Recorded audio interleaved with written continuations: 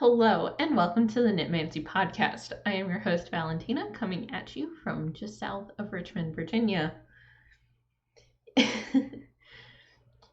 You can find me at everything listed down below, as well as most of my show notes. Really, what that just means is I will have a list of the pattern name and the yarn I use, and if I have links, I will also post those down below. I'm thinking I am also going to be reviving a knitting blog sort of deal that I have to keep track of things in, things out, as in, like, if I get yarn in, I don't have any new yarn. I will mention that, as well as anything I'm working on along with pictures. That's the hope. Will it happen? I don't know. Ooh, am I blurry? There we go.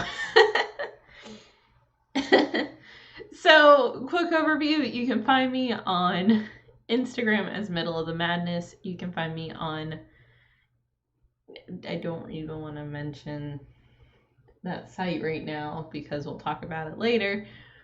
But you can find me on Twitch at twitch.tv/gnollprincess, where I go live most days, Monday through Friday, from 2 p.m. Eastern Time to about 4:35 p.m. Yeah. As well as listed down below is like links to Tumblr, and yeah.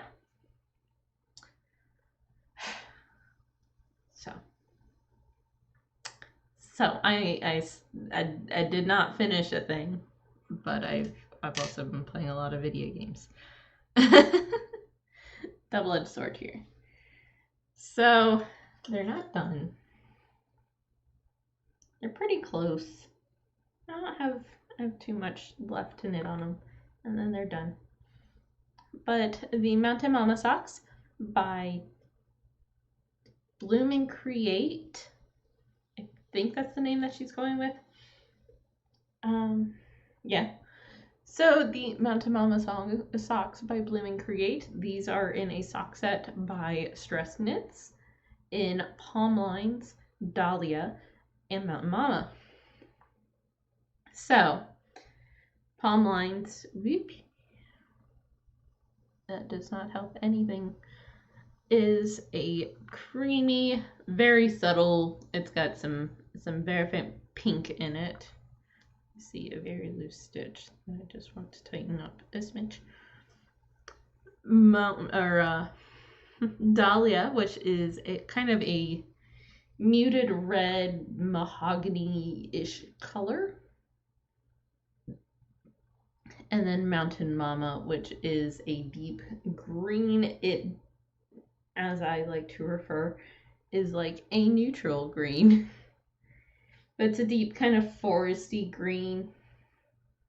It is more of a neutral green than, say, a bright green or a blue green or a yellow green. So yeah, last time you saw them, here's my little bear, I was on the heel flap, and now I have, pull out my handy dandy pretend foot, because the pretend foot helps visualize sock blocker. Pretend foot, it's a pretend foot, that's all that matters.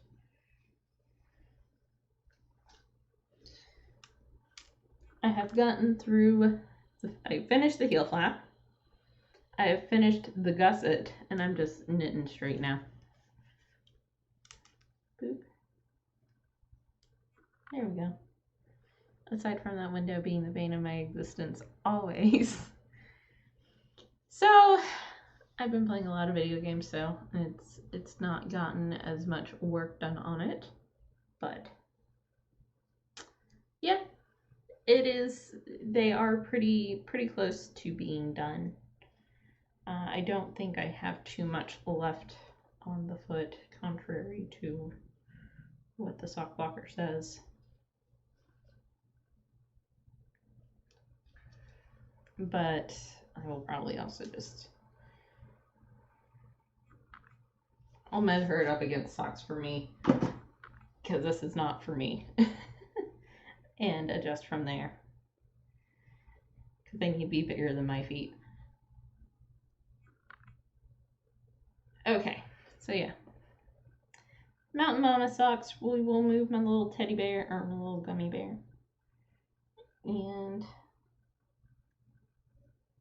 I guess I could talk about what I have planned and some other things that I mentioned I was going to talk about last time and then never talked about.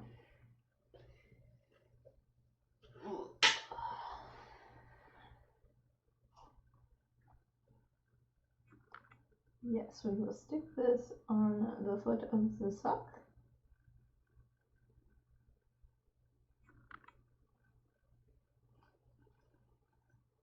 I don't know how it got turned around. Okay. It has been moved. And I guess while I'm sitting here and talking about this, I will, in fact, go ahead and knit on them. Hopefully I'll have these done by next time. We will see. I've got some busyness happening in the next few days, but that has never stopped me from finishing a pair of socks before. By next few days, I mean the next like 2 days. So won't touch on that too much, but I will touch on the Ravelry situation. So, as previously mentioned, I am going to try to move some of my project pages off of Ravelry, and instead I will actually pull up like the style of post I'm thinking of doing on like Tumblr. I could probably do a different type of blog, but I already have Tumblr and I already do it. So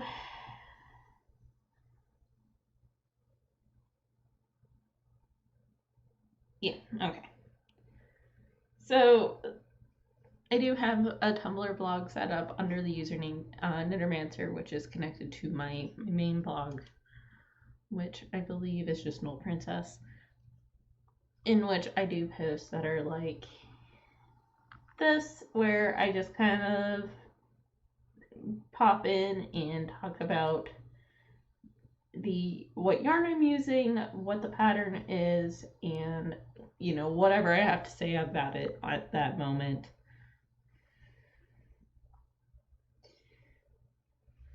And like there's a pair of mittens I knit and a wonderful college carpet.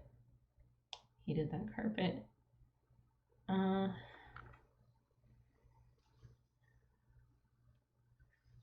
Some more, like these are some bigger posts.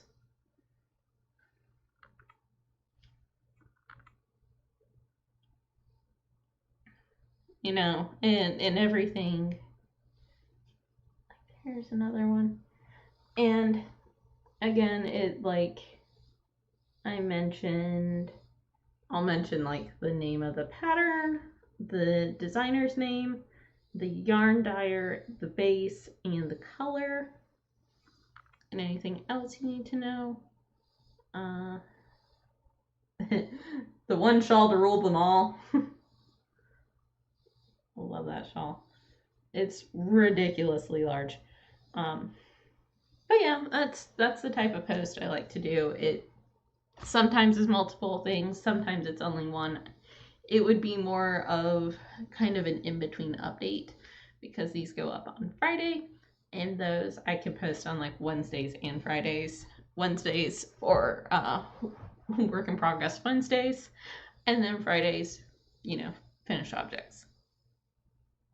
But here you get it all in one place. You get my immediate thoughts, any questions I might have, or like this is more of a me just talking, and sometimes that's more fun. But I can also bring up like the things that I've mentioned, or yeah, what have you.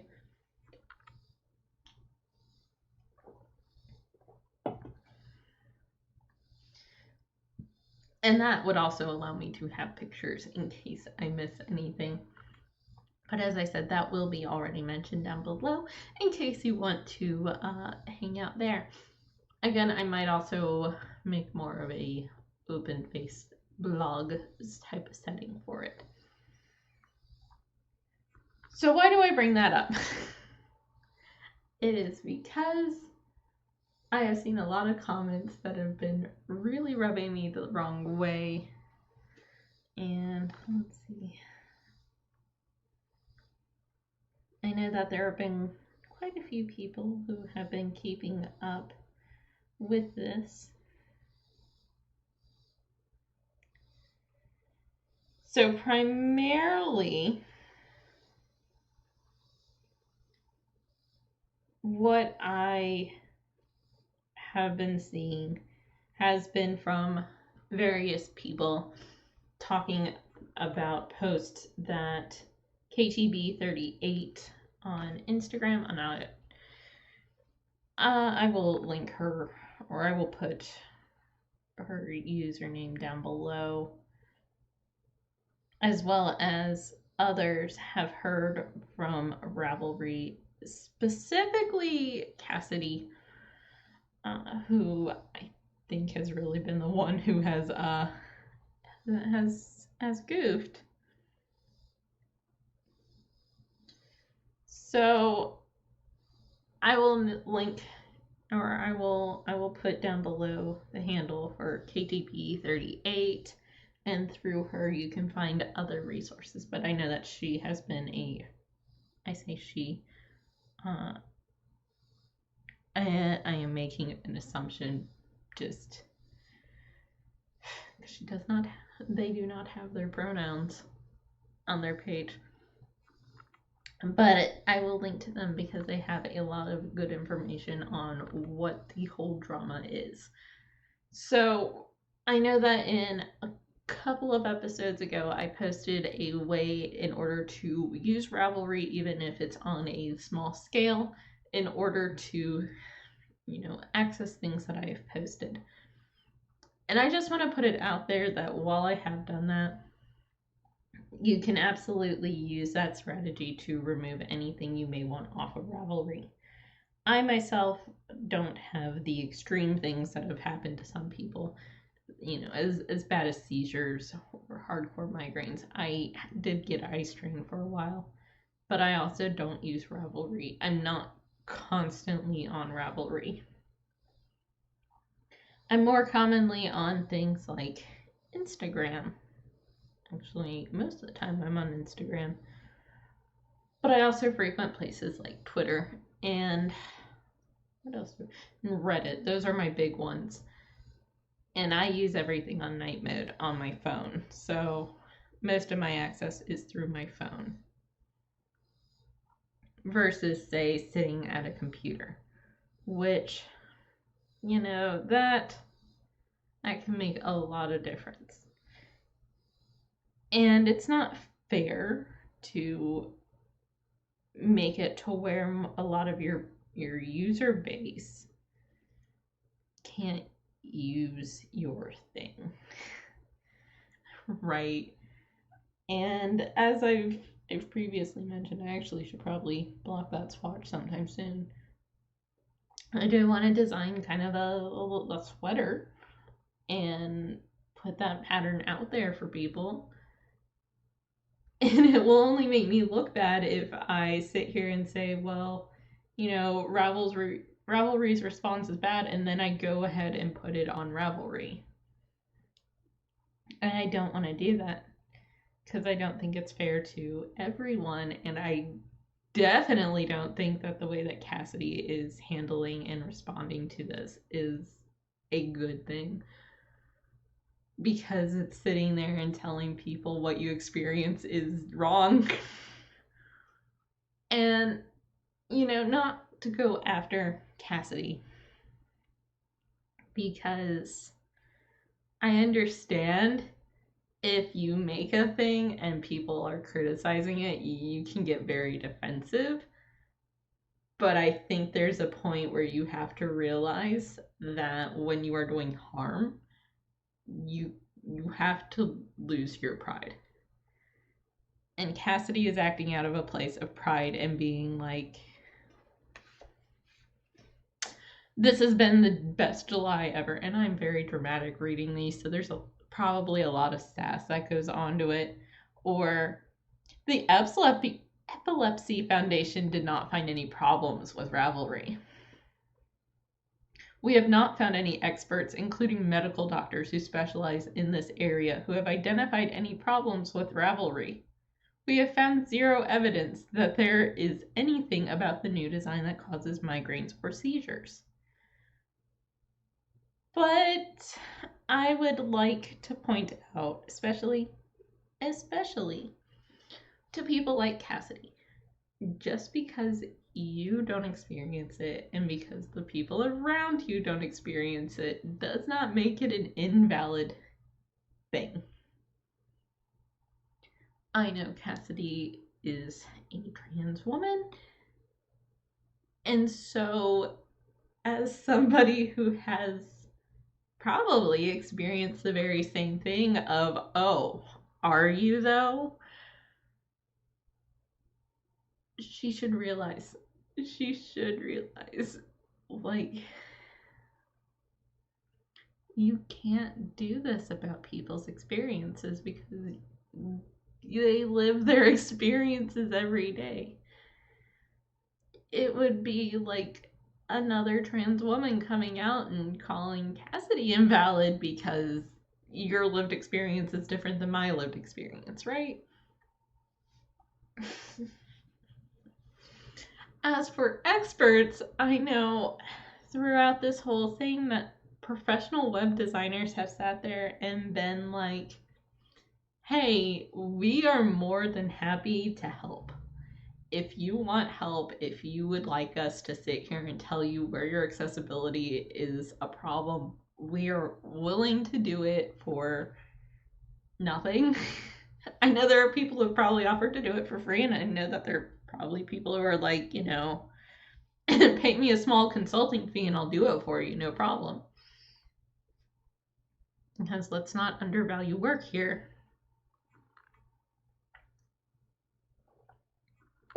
And,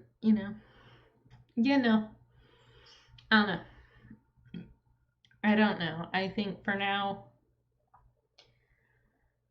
I might still post some of the links, but I am definitely going to make sure that I always continue to post, as I already do, the pattern name, the designer, the yarn brand, and the colorway.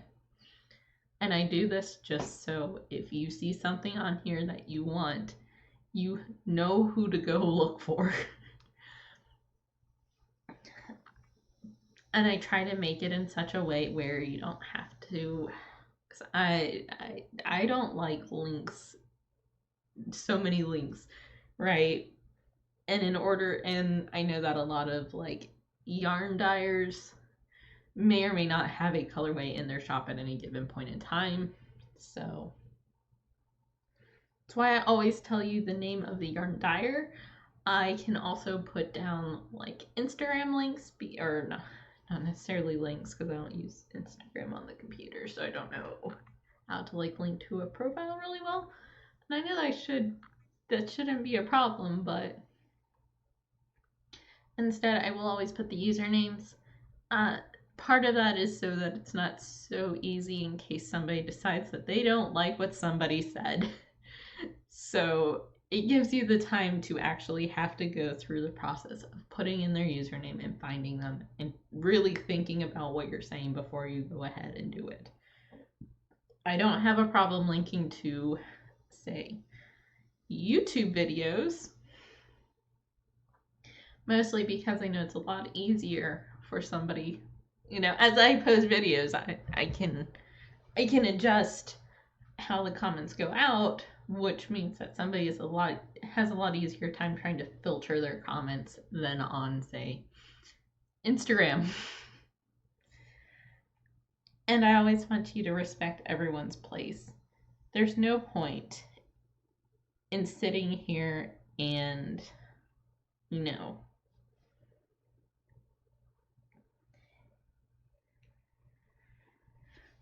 promoting one evil. I would like to point out that, as people have said, like, compared to sites like Etsy, which can charge like a 20-cent listing fee, and then I think they take some other percentage off the top when you sell through Etsy, because you are getting the convenience of being a part of a marketplace and having your product kind of promoted in that sort of sense without necessarily having to pay extra money. And like, some of these sites are just not feasible for people to put up their patterns and such on. And for that, I say, you know, if Ravelry is your only option, then be aware and be careful. I know that came up as an issue. I think it was Steindeer who also brought that up.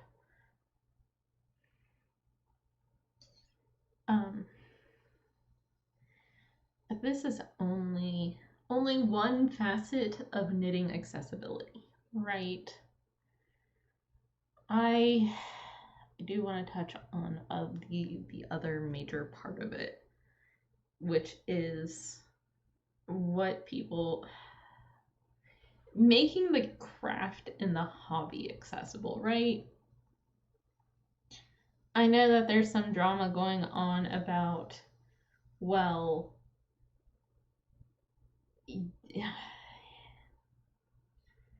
making substitutions for yarn, right? Yarn substitutions, that's our big one. Steindeer did another glorious post on this, because, you know, and it's never to say that people who hand dye yarn in small batches and limited run shop updates are bad and wrong for charging what they do, because no, you are charging what your work is worth, which is fair. And it can be a lot of hard work because it weighs a lot. It's like taking a chicken or a turkey out of the oven, right? There's weight to it. There's a lot of weight to it. It's more than taking just a single turkey. It would be like cooking turkeys for a neighborhood, right? When you're doing it on the scale of some of these dyers, the weight is like multiple 5-pound turkeys out of the oven. And nobody is saying that they're wrong. Well, I'm sure there are some people who are saying that they're wrong for charging what they do, but at the same time, you know, I think it has a lot to do with yarn snobbery, where we vilify acrylic yarn. Right. And I mean, I'm of the mind that acrylic yarn, no matter where you get it from, has its place in the knitting world, in the crocheting world, in the crafting world. And there's nothing wrong with buying acrylic if that's what you can afford. If you can buy wool, wool is my preferred fiber, so, you know, that's my next place, but like, buy what works for you, right? I would say when it comes to, and even then you would be spending a good amount, is like Holst Super Soft, and I know that this is brought up by Steindeer. Holst Super Soft, you can get a cone, right? This, I think it mentions, nope, does not. But I have used these cones to create an entire sweater, right? I have two. I held it double.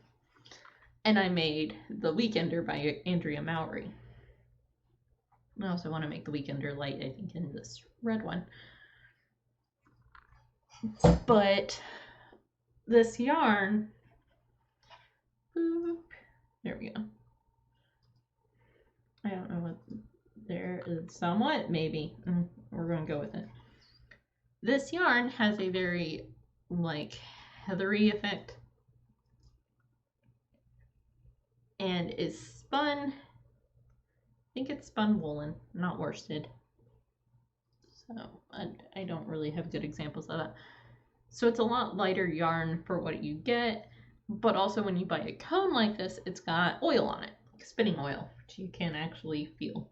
And when you're done knitting with it, it puffs up a little bit, which makes it a really cool yarn and really fun to work with and really great to work with. And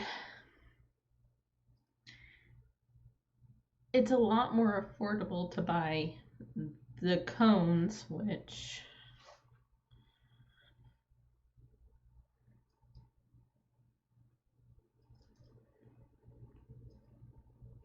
here we go.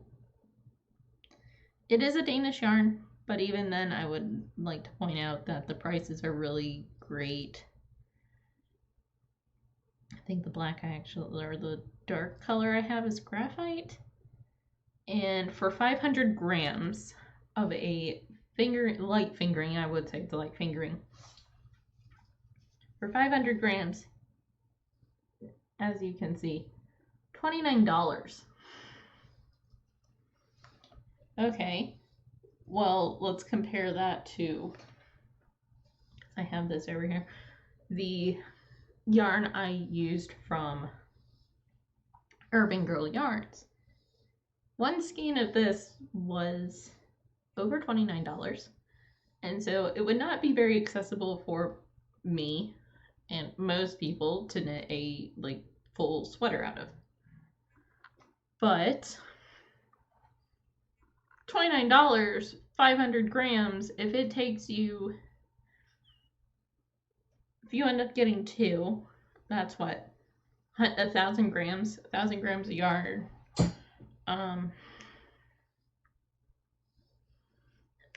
They don't list the yardage. Oh, yes they do. So it's 627 yards per 100 grams. So we will do some math. In one cone, 627 times 5. 3,135. If I did my math right, I could have mixed numbers up. It's not that uncommon. Okay. Yeah, that much in a cone. And it's unwashed, so it will puff up a little bit. So as an accessible option, that's a lot better and probably fits a lot easier into people's budgets, even if you have to save up for it still. But then you're getting a lot more of a wool yarn that works better for people with that budget. Now, I'm not saying that at the same time, I'm not saying that you're wrong for also wanting to save that same $30 and instead buy a skein of hand-dyed yarn. If that's what you want to do, then great. And I don't think every designer in the world needs to go about and list 20 different options, because that's a lot more work on them, which could then lead them to raise their pattern costs, And already their patterns are put at a certain price point for a reason. Now, I do appreciate people like Jessie Made Designs, and I think even Mina Knitting Expat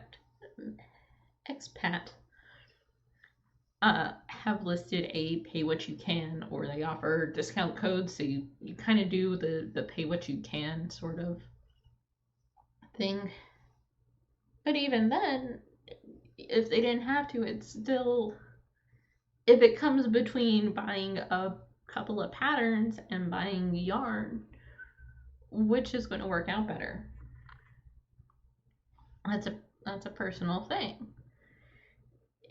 And, then there's the whole thing of, so let's not discount hand-dyed yarn dyers. We'd make all of these pretty yarns while still encouraging people to look at more accessible options, whether it be knit picks, which I think is more expensive than whole yarn, but it will be more accessible for most people, because I don't know how the whole shipping thing with Holzgarn is working for everyone. So yeah, there's Knitpicks, there's Holzgarn, there's a bunch of other options. So you can have both. You can have the beautiful hand-dyed yarn, and you can have the super affordable Red Heart Super Saver acrylic. There's nothing wrong with that. I think Bad Wolf Girl Sits in Knits has recently been knitting a bunch of not just baby clothes and dog things in acrylic, but also I think she went ahead and has been knitting sweaters in acrylic. I know that Hohi Locatelli has knit a sweater recently in a more affordable yarn. I believe that one was Lion Brand, which I even still consider Lion Brand to be very expensive for a big box store yarn. Lion Brand's expensive. let's be real. Especially when compared to, Red Heart and Knitpicks. I think Knitpicks, the prices when you compare it to Red Heart, it's still a little bit more expensive. It might be slightly cheaper, but it also might be slightly more expensive. It all depends. And on top of that, let me step even further and let me add in, not everyone can knit with 2 needles. Some people, the only way they can knit is by using a loom. There's nothing wrong with that. Or the only way they can spin is using an e-spinner. But I've also noticed people who don't have, joint issues, which is primarily what prevents people from using a regular spinning wheel or a drop spindle. Like an e-spinner, it does a lot of the work for you. But they still are knitting. They're still spinning. And I think it's more valuable to have the people who can't access all the most luxury hand-dyed yarns and who physically can't do all of the same movements to still be in the community, because they're still making. It would be like turning around and saying, oh, you knit the wrong way. When you look at it, every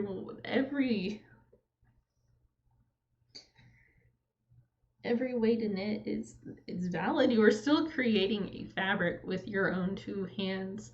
Sometimes you just need the tools to help you because you can't make the same motions. There's nothing wrong with that.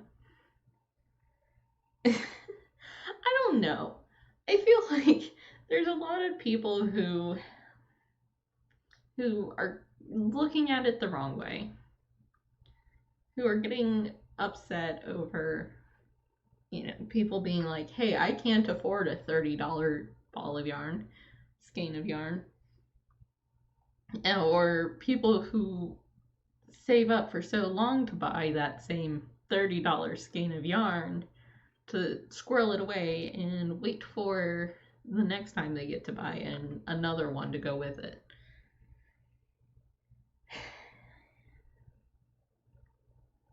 But also, just as a craft, it gets expensive. It really does. But once you have a good set of, once the initial investments are done, once you buy your interchangeable set, whether you save up for months to buy a set of Chiaogu or Hayahayas, or you go with a more budget-friendly option from Knitpicks or a similar brand, once you get that done, or once you buy your straight needles, or however you want to do it, you can just go ahead and use whatever materials work for you. I tend to like to use more expensive yarns, especially if I'm knitting for someone else. because someone else who I know will take care of it. I will absolutely use cheap yarns on projects that are really big or projects that I'm not sure if somebody will take care of properly.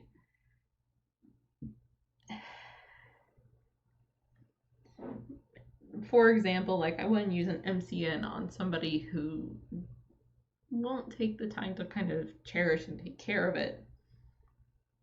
But I will absolutely knit somebody a hat or, you know, pair of socks out of whatever. Because those are items that are more likely to be taken care of. So I think I'm losing my point here. I guess it all comes to, like, respect everyone. Recognize that, you know, it's a lot of work. And hand dyers need to be paid for their time and their effort.